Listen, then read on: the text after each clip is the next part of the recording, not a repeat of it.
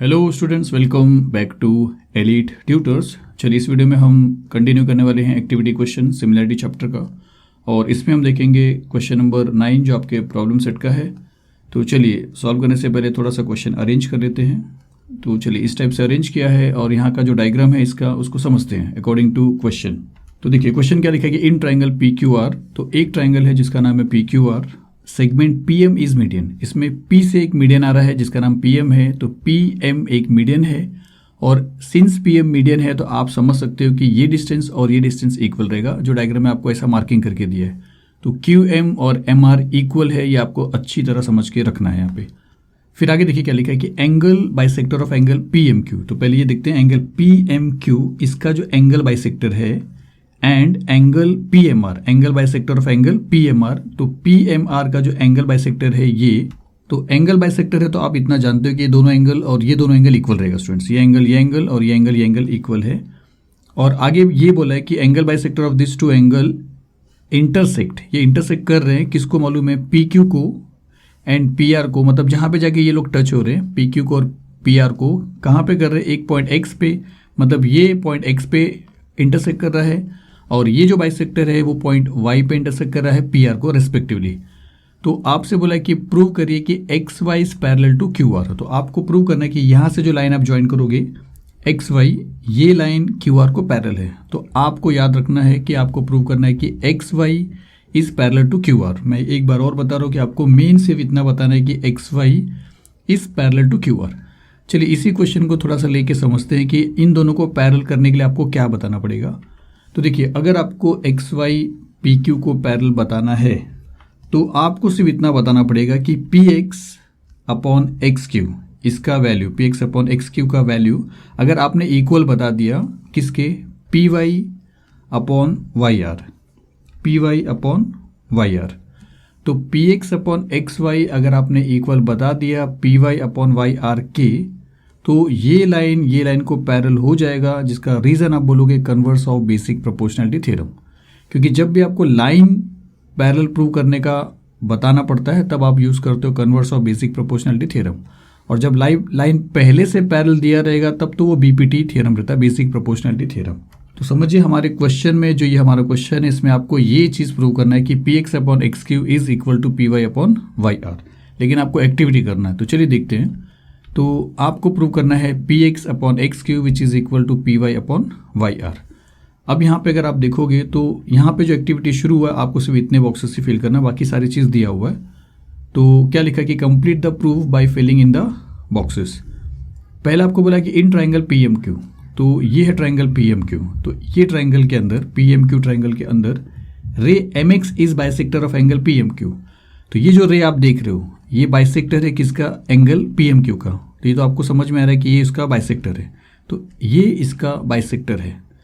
तो अब आपको कुछ दिया है बॉक्सेस फिल करने को, और इक्वेशन 1 करने के बाद आपको रीजन भी बता दिया कि थ्योरम ऑफ एंगल बाइसेक्टर। तो आपको एंगल बाइसेक्टर का फॉर्मूला मालूम होगा, ये हिसाब से मैं आपको बता रहा हूँ क्योंकि ये भी हमने किया है। तो एंगल बाइसेक्टर के लिए हम क्या करते हैं, प्रॉपरली ये ट्राइंगल और ये बाइसेक्टर लेते हैं, बाकी सारी चीज़ को अगर हम नहीं देखते, फॉर एग्जाम्पल लाइक दिस। तो अब हमको साफ साफ दिखाई दे रहा है कि एक ट्राइंगल है और ये उसका बाइसेक्टर है, एंगल बाइसेक्टर। तो यहाँ पे आपको फॉर्मूला क्या मिलता है स्टूडेंट्स, मैंने आपको बताया है, ट्रिक भी बताया, यहाँ पे मैं डायरेक्टली बता रहा हूँ कि आपको फॉर्मूला मिलेगा P M upon Q M which is equal to P X upon X Q. P M को आप एम पी बोल सकते हो, क्यू एम को आप एम क्यू बोल सकते हो, ये आपके ऊपर है। तो पी एम या एम पी ऐसा बोलिए कि M P upon M Q is equal to P X upon X Q.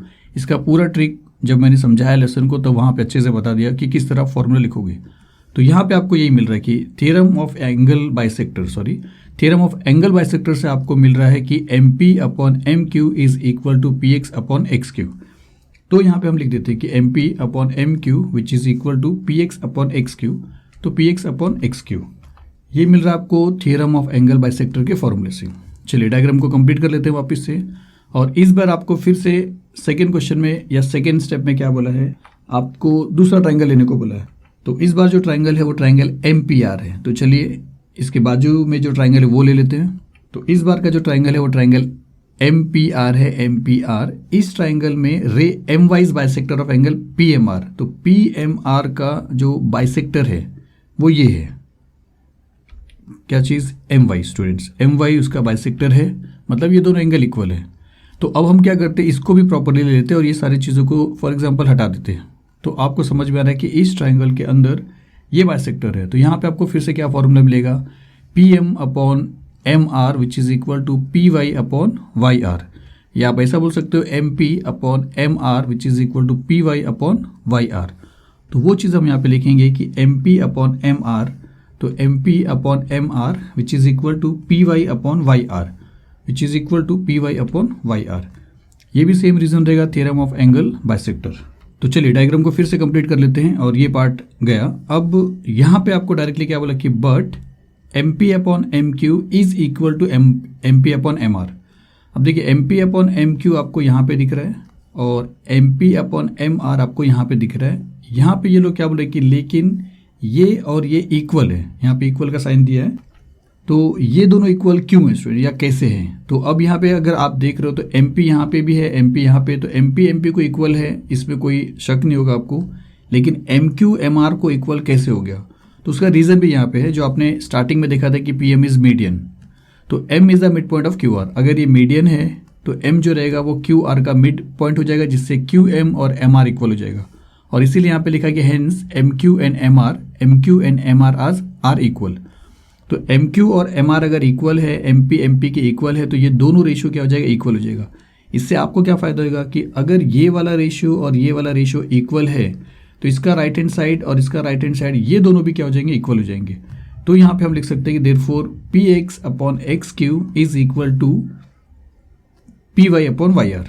तो आपने क्या बोला कि ये दोनों इक्वल है, तो आप ये बोल सकते हो कि ये दोनों भी इक्वल है। और ये चीज़ आप यहाँ पे लिखा है, आप देख रहे हो, और ये चीज़ यहाँ पे लिखा है, ये देख रहे हो।